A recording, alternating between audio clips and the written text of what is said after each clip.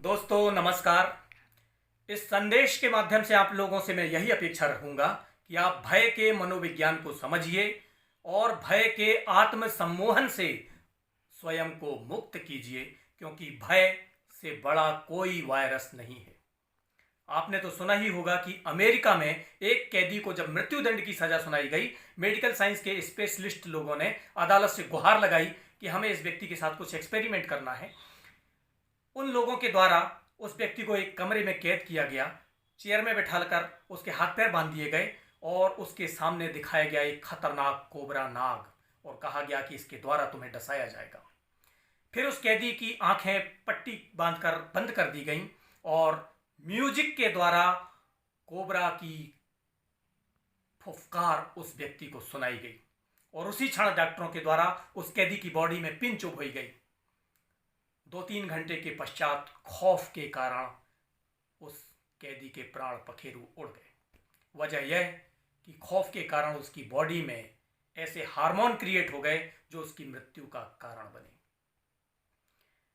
एक कथा आपने सुनी ही होगी कि हिरण की रफ्तार लगभग 95 किलोमीटर प्रति घंटा जबकि शेर की रफ्तार लगभग 55 किलोमीटर प्रति घंटा होती है।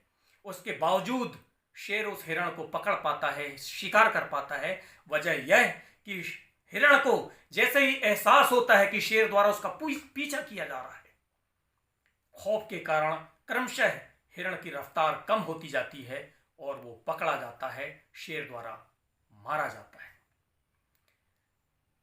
मध्य प्रदेश के सिवनी जिले में एक किसान द्वारा जो गन्ने की खेती करता था, गन्ने के पौधों को इकट्ठा करके पत्तों से वो लपेट कर बांधा करता था। जब पत्तों से पौधों को ने बांधा और एक आध माह बाद जब उसी खेत में लौटा और उसने देखा कि उनने जब पत्तों को खोला तो पाया कि पत्तों के साथ उसने एक सांप को भी लपेट दिया। तो उसे ध्यान आया कि अरे, मैंने ही इन पौधों को लपेटा था, तो उस समय तो ये सांप जिंदा रहा होगा, मैंने इसको पकड़ा होगा, मैंने ही इसको लपेटा, भले ये अब सूख चुका, मर चुका है, लेकिन उसे ध्यान आया कि सांप को मैंने पकड़ा था। तो वह उसकी पूरे बॉडी में कंपन हुई, वह थर्रा उठा, कांप उठा और डर के कारण कुछ देर बाद उसकी भी यह लीला समाप्त हो गई। इसी तरह एक दुग्ध विक्रेता जो घर घर लाकर शहर में दूध बेचता था, जब दूध बांटने के पश्चात अंत में उसने देखा कि डिब्बे की तली में एक मरी हुई छिपकली है। उसे ध्यान आया कि रात में दूध उबालते समय हो ना हो ये छिपकली भी उबल गई।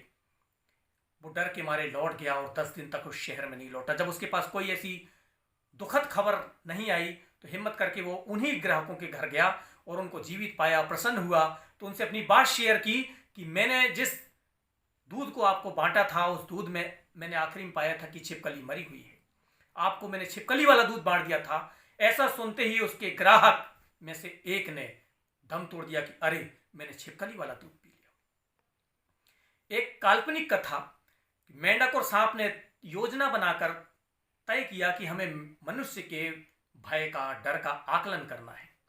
तो मनुष्य एक जब रास्ते से गुजर रहा था तो योजनाबद्ध तरीके से सांप ने उस व्यक्ति को काटा और छुप गया और ठीक उसी समय फुदक कर मेंढक उसके सामने आ गया।